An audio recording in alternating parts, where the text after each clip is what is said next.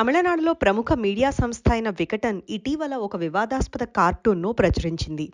ఇది కేంద్ర ప్రభుత్వానికి వ్యతిరేకంగా, వ్యంగ్యంగా ఉండడంతో పెద్ద చర్చనీయాంశంగా మారింది. ఈ కార్టూన్లో ప్రధానమంత్రి నరేంద్ర మోదీ చేతిలో వెల్కమ్ అని రాసిన ఓ బోర్డు ఒకవైపు, మరోవైపు గుడ్ బై అని రాసిన బోర్డు పట్టుకొని ఉండడం చూపించబడింది. ఈ కార్టూన్ ద్వారా కేంద్ర ప్రభుత్వ పాలన, వలసదారుల అంశం, విదేశీ వ్యవహారాలపై దృష్టి పెట్టాలని సూచిస్తూ ప్రచురింపబడింది.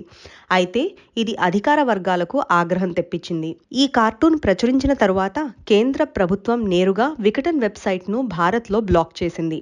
125 సంవత్సరాల చరిత్ర కలిగిన వికటన్కు ఇలా అనూహ్యంగా బ్లాక్ చేయడం దేశవ్యాప్తంగా పెద్ద దుమారాన్ని రేపింది. మీడియా స్వేచ్ఛపై ఇది ఒక పొంచి ఉన్న ప్రమాదంగా భావించారు. ఈ చర్యను తమిళనాడు ముఖ్యమంత్రి ఎంకే స్టాలిన్ తీవ్రంగా ఖండించారు. ప్రెస్ స్వేచ్ఛను అణచివేయాలనుకోవడం ప్రజాస్వామ్య విలువలకు విరుద్ధం అని వ్యాఖ్యానించారు. అంతేకాకుండా వివిధ పత్రికలు, న్యూస్ ఛానల్స్, జర్నలిస్ట్ అసోసియేషన్లు కూడా కేంద్ర ప్రభుత్వ తీరును తప్పుబట్టాయి.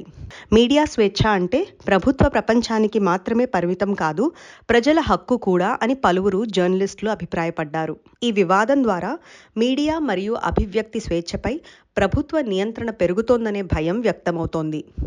ఒక ప్రాముఖ్యమైన ముద్రిత డిజిటల్ మీడియా సంస్థకు ఇంత పెద్ద స్థాయిలో ఆంక్షలు విధించడం ఇతర మీడియా సంస్థలకు ఒక హెచ్చరికగా మారే ప్రమాదం ఉంది.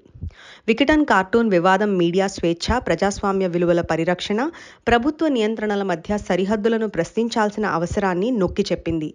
ఇది దేశవ్యాప్తంగా మీడియా హక్కులపై పెద్ద చర్యను తెరపైకి తీసుకువచ్చింది.